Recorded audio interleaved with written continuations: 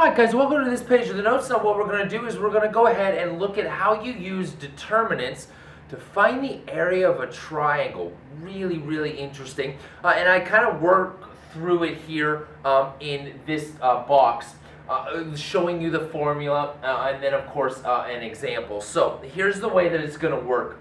Now remember, the area of a triangle is equal to 1/2 base times height. But to find that base times height, we're actually going to use the vertices of the triangle put into a matrix and find the determinant of that matrix. Here's the way it's going to work. Area is going to be equal to 1/2. You got to remember to put your 1/2 in there because the area of a triangle is 1/2 base times height. So there's my 1/2. And then in order to set up your determinant, it will always be a 3x3 determinant. That's because you have, in a triangle, 3 vertices, 3 corners. And it doesn't matter what order you put the vertices into the matrix, right? So pick one of the vertices and it'll go in the top. So AB, we could make that the -4 and the 3, which we did, -4 and 3. Your next one is going to be your next vertice, which could be 3, 1.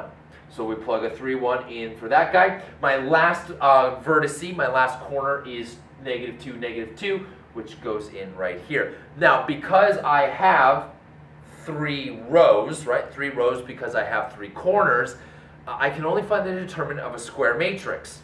So how do I fix this problem? Because I would have a 3, right, by 2.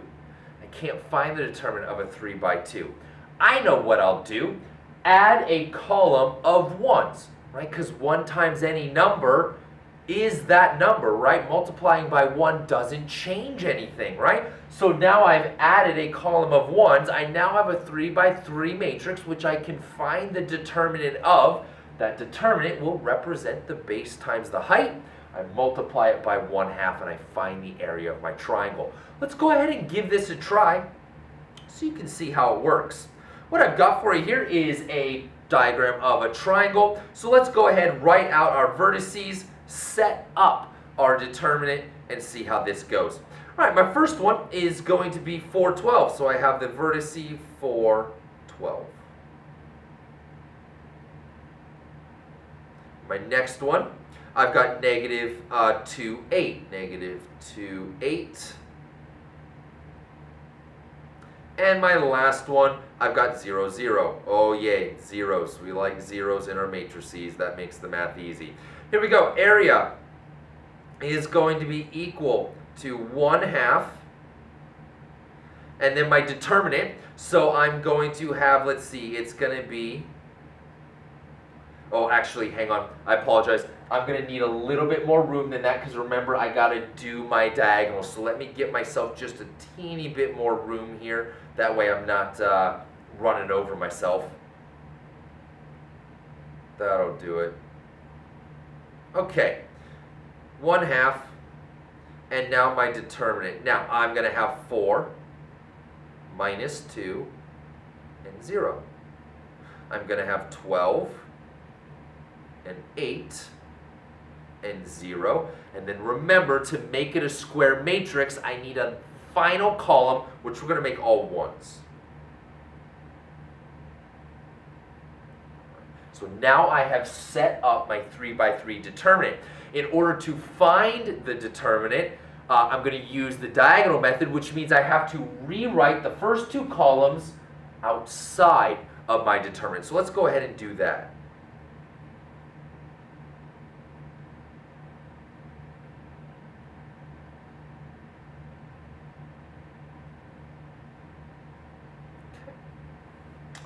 Major diagonals first. 4 times 8 times 1.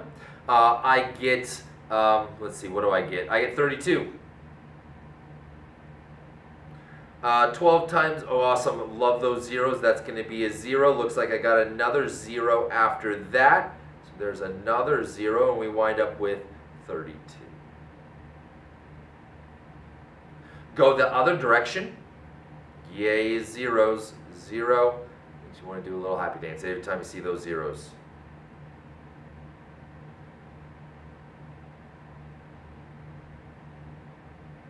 Oh, looks like I get, watch out for that minus sign, negative 2 times 12 should be a minus 24.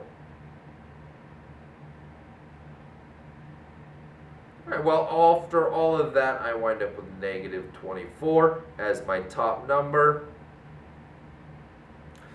And so now we do bottom minus top, which is going to be 32 minus a minus 24. And when I do that, I wind up getting 56. Okay.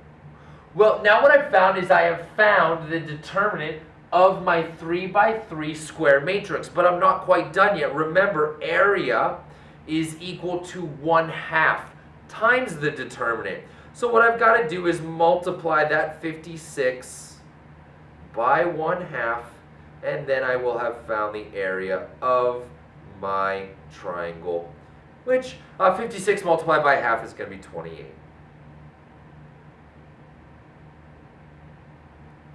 Hey, great work, guys. A really, really interesting way to find the area of any triangle. It'll work for any triangle using matrices and determinants. I actually have another one for you on the next page. Let's hop over there and let's give this one a try. Again, feel free to work ahead and see what you get on your own, then come on back. And in this one, will be calculating an area. This one's a little bit more like a word problem. What I've got for you here is a map that shows you the Bermuda Triangle. And what we want to do is calculate the area of that Bermuda Triangle, right? If you knew the units here on this thing, we could certainly calculate the square mileage for the area of the Bermuda Triangle. But I've just laid it out on a coordinate grid for you. So here we go. Let's go ahead and get our points.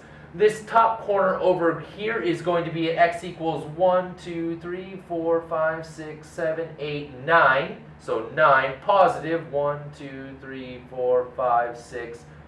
Oh, I apologize. Actually, I'm going to be a little bit in between. So actually, I need to be at 9.5 and 1, 2, 3, 4, 5, 6, 7. So at x equals 9.5 and 7.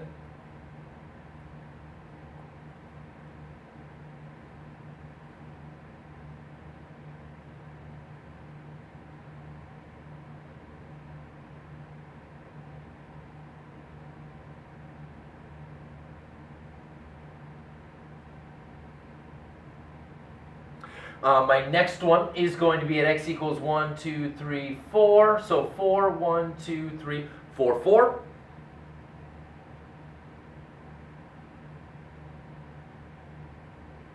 And my last one is going to be at, again, a 9 and positive 1.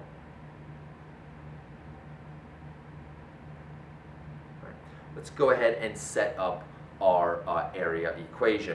Make sure you leave yourself a little bit of room so you have space to do your diagonals. It's going to be 1/2, and now I set up my determinant. Okay, so I'm going to have 9.5,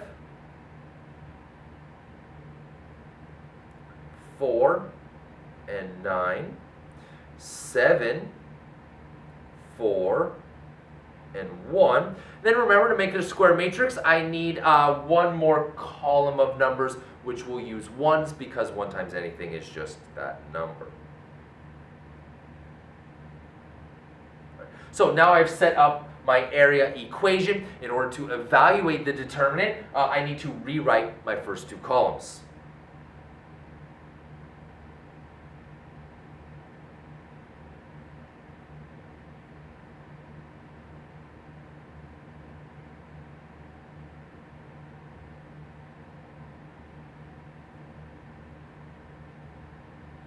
All right, let's go ahead and do the diagonal method. Excuse me, I need to grab my calculator real quick because I've got that decimal in there. So what we wind up with here on my first diagonal is going to be 9.5 times 4 times 1. So 9.5 times 4, we wind up with, I get 38. So that's going to be 38. 7 times 9, 63.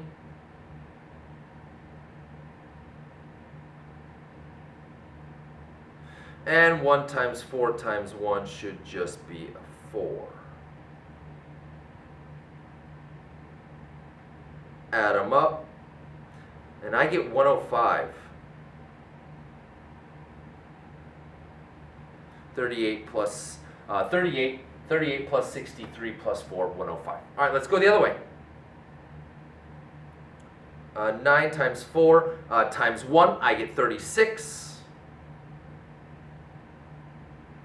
Plus 1 times 9.5 would be the 9.5.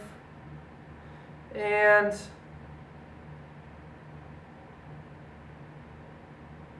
4 times 7, 28. Which is all going to be equal to, how about a 70, no, wait, yes, 73.5.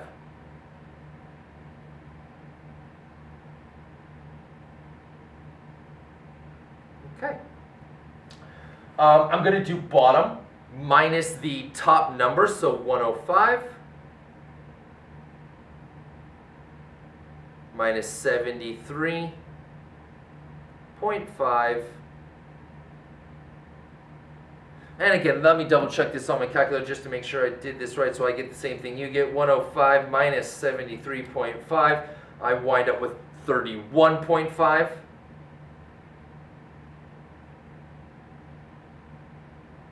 And now again, remember, in order to finish this guy off, I have to multiply that determinant by 1/2.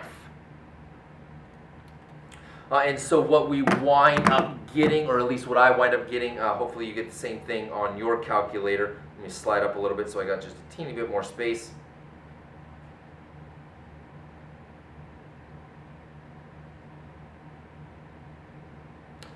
One half multiplied by that 31.5, and I get 15.75.